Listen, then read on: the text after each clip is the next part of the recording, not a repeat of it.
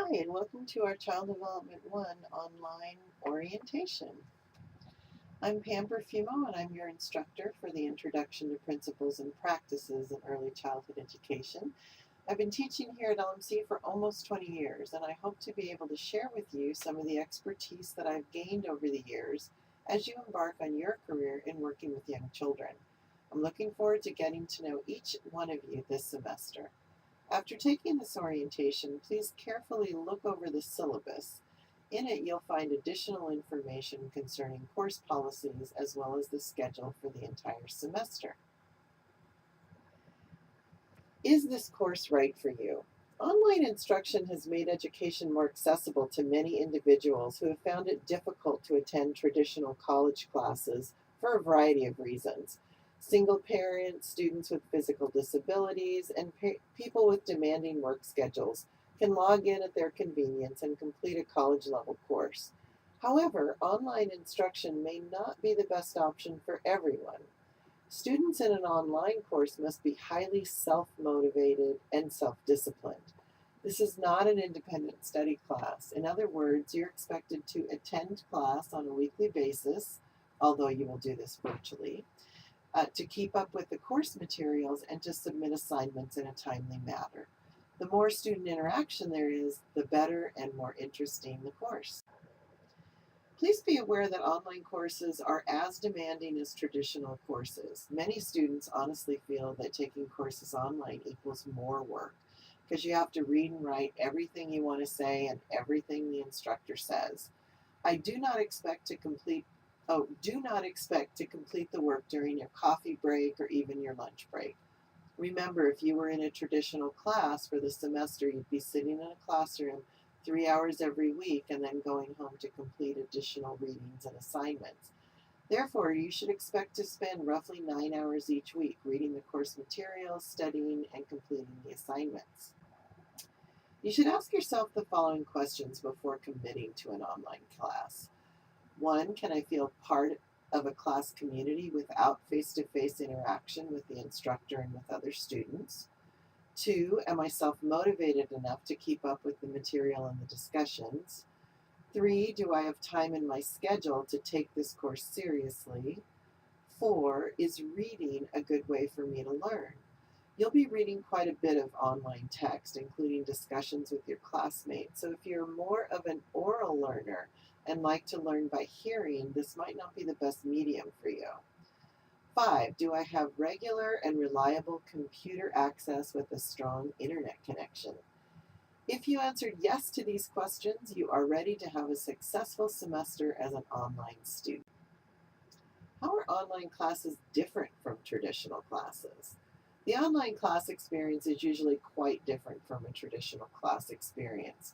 While it's a more solitary experience in the sense that you will be alone with your computer, it is also very communal.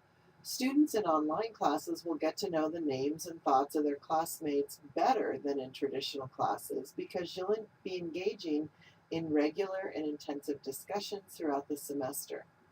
You won't, however, get to know what people look like. Nowadays, people frequently communicate with others and even make friends via the internet. So this will not be so unusual for many of you. Another key difference is that there is often more diversity among students in online classes. Because students in the class may be from different parts of the country and even from different countries, you'll be part of a worldwide community of learners. The varied knowledge and experiences that others bring to the class, therefore, is a unique part of online education. Online etiquette. Please remember that although you are talking through the computer, a living, breathing person is reading your messages. Please consider yourself to be in an academic community of people who wish to be treated with kindness and respect. No rude, obnoxious, or disrespectful communication towards the instructor or other students can be tolerated.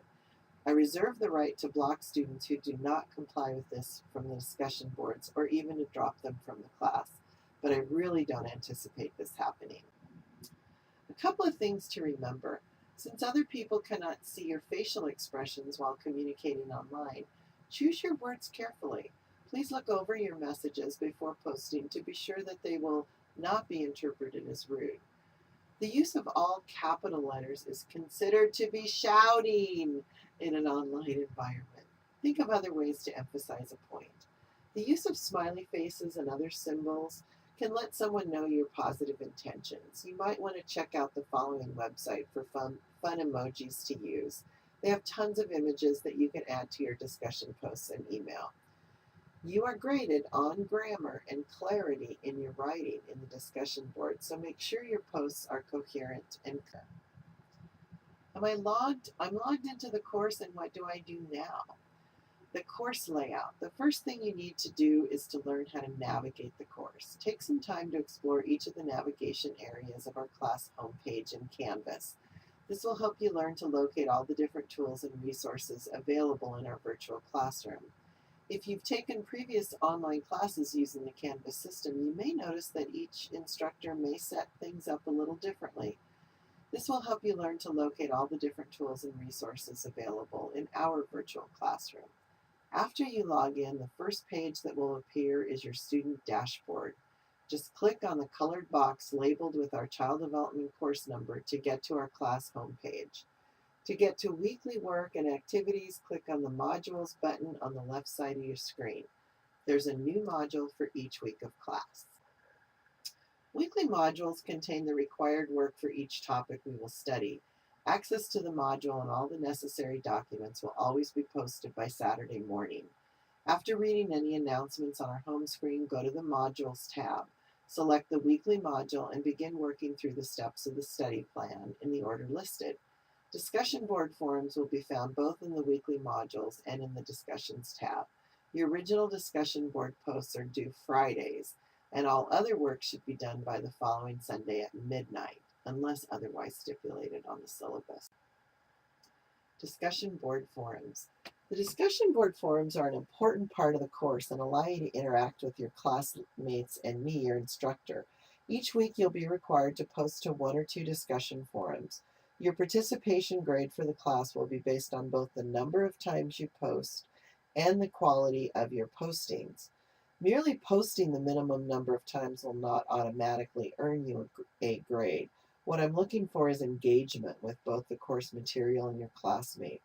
Please do not simply write, "I agree," as you're posting. You may agree with someone, but you should then expand upon that and tell us what you agree with. You should post your response to the weekly discussion questions by Friday at the latest. If you wait too long to join in, your classmates will have already moved on and may not offer you any comments. Grading of your weekly postings will be based on the rubric found in the syllabus, so I suggest you read it over carefully. You're expected to refer to the weekly reading when posting, so please cite your work. In the discussion board forums, you may ask questions and or make statements, although I will be participating in the discussions as well and will be answering questions if they're asked. Student-to-student interaction is most important here. If you have a question about a technical issue, where to find something, or assignment details, post those questions in the question and answers discussion forum. I'll generally wait a few days before responding to see if anyone in the class is able to answer a question. Assignments and exam due dates and grades. Assignments and exams are always due by midnight on the due date indicated on the course calendar. Assignments will generally be graded within 2 weeks. You can find your grades in the grade tab, and if you click on the grade, you can also read any comments I may have posted to you. Tips for getting through the course. Here's my suggested schedule for completing the work each week. Log into the course over the weekend to find out what the workload is for the coming module. Read the announcement first and then go to the weekly module and read the study plan. Determine how you will complete the work and write out a schedule of what you'll do each day. Read the assigned readings and lecture notes first. Do not attempt to participate in the discussions until you've completed the readings, articles, lecture notes, and or assigned videos. Log in at least 2 times during the week to check the announcements and to read and post on the discussion boards. Actively participate in the discussions throughout the week. Begin as early as possible and don't wait until the end of the week to jump into the discussions. Complete any written assignments by the due date at midnight. Guides to taking exams online. Before you take your exam, ensure that the computer you'll be using is free of viruses, spyware, and pop-ups. You need to be using one of the following web browsers: Mozilla Firefox 3.5 or higher, Internet Explorer 7 or higher, or Safari 4.0 or higher. Beta versions of any browser are not recommended. You need to be on a desktop or laptop computer. Do not attempt to take an exam on a tablet or phone.